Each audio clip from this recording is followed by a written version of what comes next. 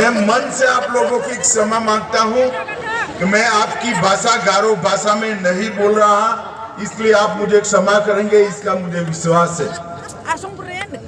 मित्रों, सबसे पहले मैं हमारे 6 के 6 कैंडिडेट्स का परिचय कराना चाहूंगा।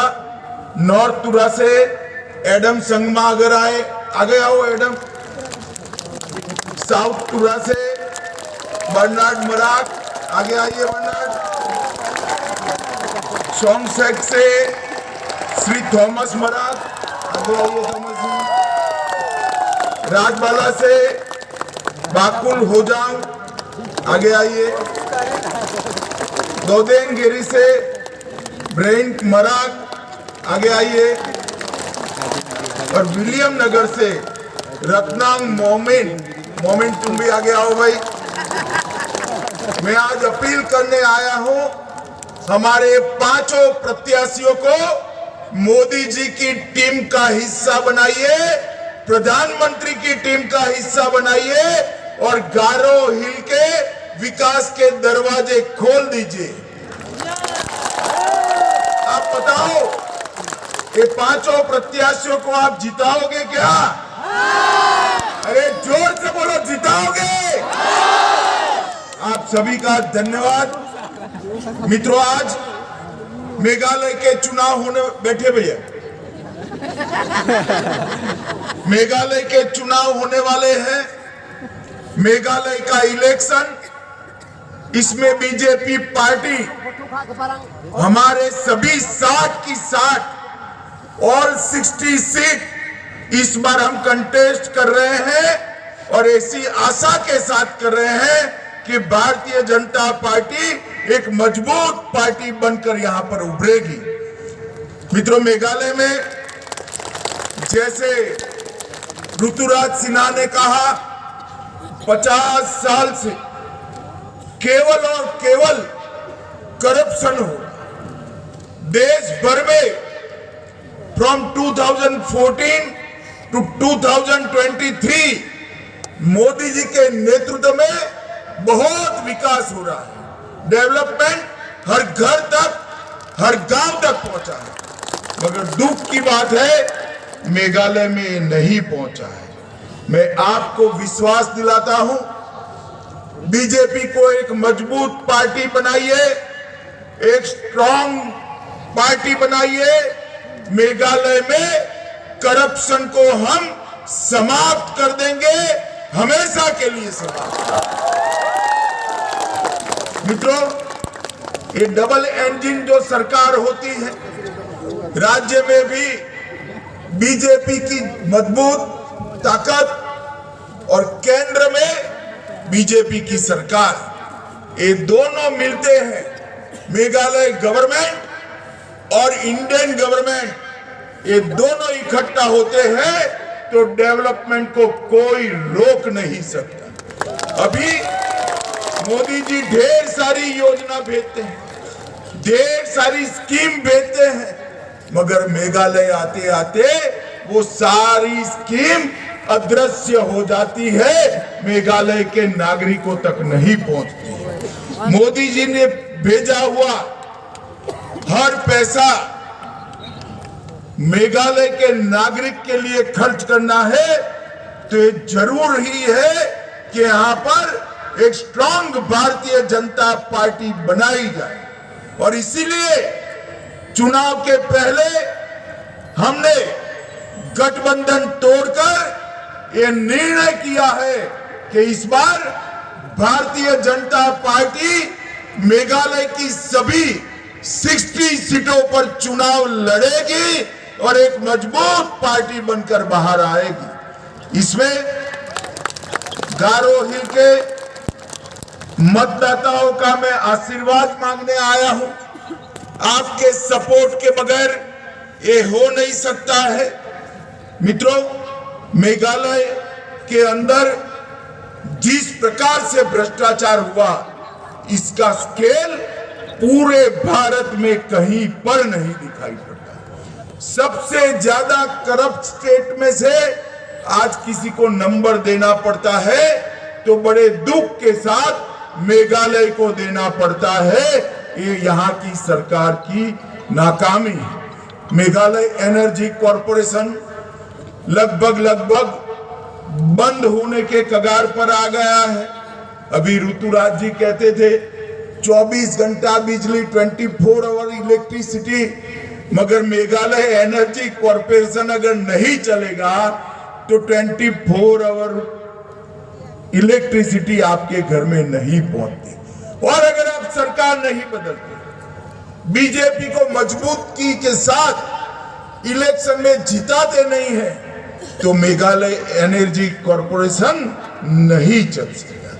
मित्रों, यहां पर 50 साल हो गए, एक भी मेडिकल कॉलेज है क्या आपके यहाँ? नहीं। जरा जोर से बोलिए, है? आसाम में जाकर आए, हर 5 नए मेडिकल कॉलेज हमने बना दिए हैं। 5 नए मेडिकल कॉलेज। आसाम के डिप्टी स्पीकर साहब है, उनको मालूम है 5 साल में 5 नए मेडिकल कॉलेज। मोदी सरकार ने 2 मेडिकल कॉलेज भेजे हैं, मगर राज्य सरकार उसको बना नहीं पाई। मैं आपको विश्वास दिलाता हूं, आप भारतीय जनता पार्टी को वोट दीजिए, मजबूत पार्टी बनाइए। गारो हिल पर मेडिकल कॉलेज बनाने का काम भारतीय जनता पार्टी करेगी। किसी भी बीमार व्यक्ति के इलाज के लिए मेघालय छोड़कर, एक गारो पहाड़ी छोड़कर आपको कहीं नहीं जाना पड़ेगा, ना आसाम जाना पड़ेगा, ना दिल्ली जाना पड़ेगा। मेघालय के स्टूडेंट्स को मेडिकल पढ़ने के लिए कहीं और जाना नहीं पड़ेगा।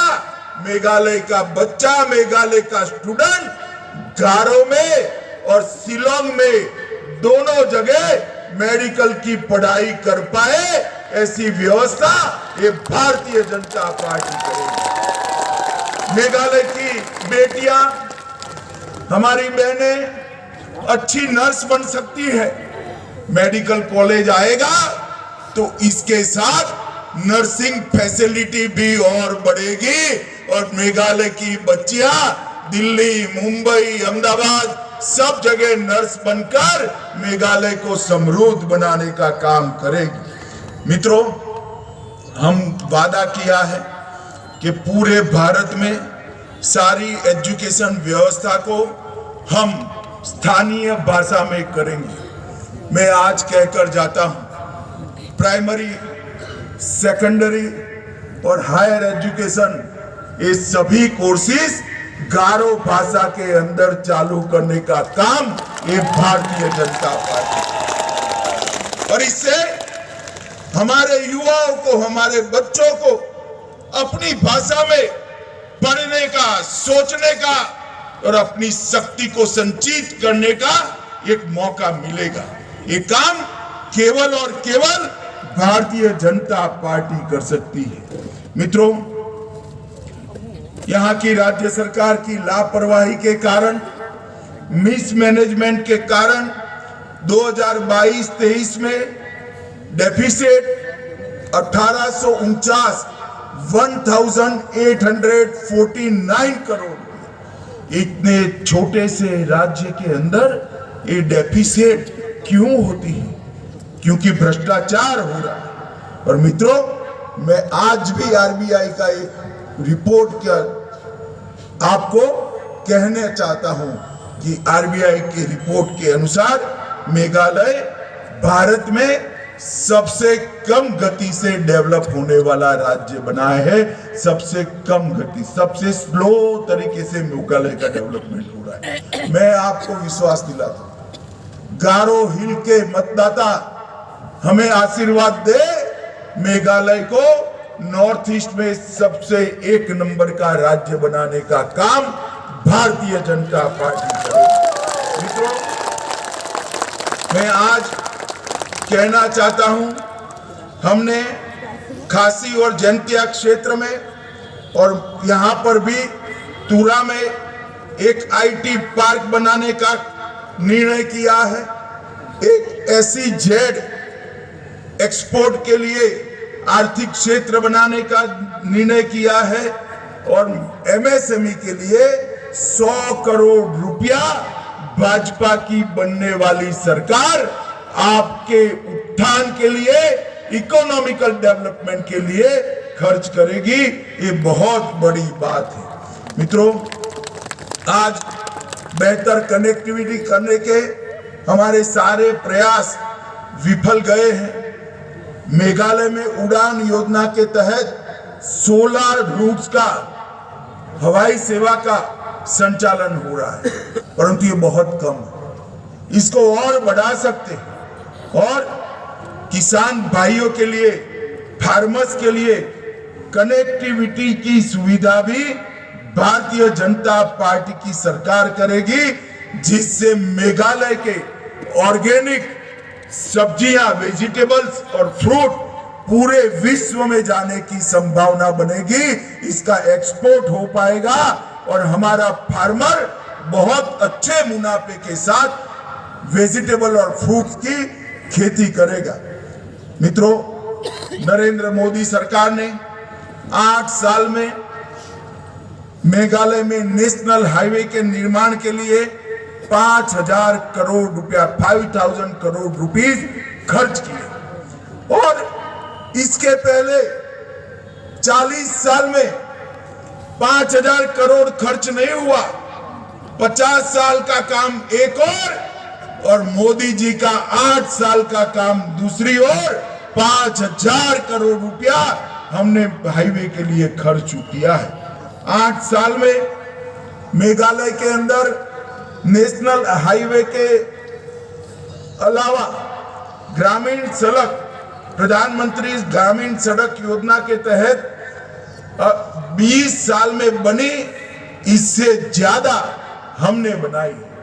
कनेक्टिविटी के लिए 2014 की कंपैरिजन में मेघालय में आज 5 टाइम ऑप्टिकल फाइबर की कवरेज से कनेक्टिविटी बढ़ाने का काम ये भारतीय जनता पार्टी की सरकार ने किया है और 6000 मोबाइल टावर, मोबाइल कनेक्टिविटी के लिए भी भारतीय जनता पार्टी ने दिए हैं। और पूरे नॉर्थ ईस्ट में हमने एकलव्य स्कूल बढ़ाए हैं।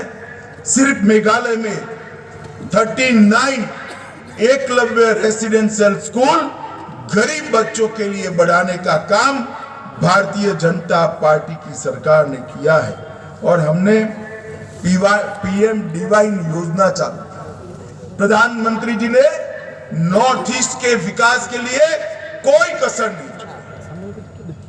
नरेंद्र मोदी जी आजादी के बाद एकमात्र ऐसे पीएम है जो 51 टाइम नॉर्थ ईस्ट में आए हैं और नॉर्थ ईस्ट के डेवलपमेंट को आगे बढ़ाया है। 51 टाइम अकेले ऐसे प्रधानमंत्री, देश का कोई प्रधानमंत्री अब तक 51 बार नॉर्थ ईस्ट में नहीं आया है। और पीएम डिवाइन योजना जो शुरू की है, इसके लिए 6000 करोड़ रुपीस का बजटरी प्रोविजन नरेंद्र मोदी सरकार ने किया है। मैं आपको विश्वास दिलाता हूं, अगर यहाँ अच्छी सरकार बनती, भाजपा मजबूत पार्टी बनकर बाहर आती, करप्शन रुकता है, तो पीएम डिवाइन योजना का सबसे बड़ा बेनिफिट हम मेघालय को देंगे। मैं आपको भरोसा दिलाता हूं और गारो हिल के सारे इंफ्रास्ट्रक्चर काम हम पीएम डिवाइन योजना के तहत करेंगे। नरेंद्र मोदी सरकार ने पूरे नॉर्थ ईस्ट के अंदर शांति और सुरक्षा के लिए ढेर सारे काम किए। पहले आए दिन इंसर्जेंसी के ग्रुप्स द्वारा बंद, ब्लॉकेड, बम धमाके, फायरिंग और युवाओं की मृत्यु होती थी। आज नॉर्थ ईस्ट में शांति, 8000 से ज्यादा, मोर देन 8000 इंसर्जेंसी ग्रुप के मेंबर्स ने आत्मसमर्पण कर सरेंडर कर मेन स्ट्रीम में आने का काम किया है। इससे नॉर्थ ईस्ट के अंदर एक डेवलपमेंट का माहौल बना है। मैं आज इस मंच से मेघालय के भी जो ग्रुप है उनको अपील करना चाहता हूं, आइए आप भी भारत सरकार के साथ बात करिए, नरेंद्र मोदी जी के डेवलपमेंट के एजेंडा के साथ जुड़ जाइए और मेघालय को एक डेवलप स्टेट बनाने के लिए हमारे साथ काम करिए। मित्रों, यहाँ पर बांस की कटाई के लिए भी हमने ढेर सारे नियमों को बदला है। हमने लगभग 800 वन धन केंद्र बनाए हैं और बांस के उपयोग को बढ़ाने के लिए पूरे देश भर में बांस से बनी हुई चीजों के मार्केटिंग की व्यवस्था करी है। और मैं आज आपको बताना चाहता हूं कि हमने यूपीए के कार्यकाल में, यूपीए के 10 साल, बीजेपी के 8 साल, मगर नॉर्थ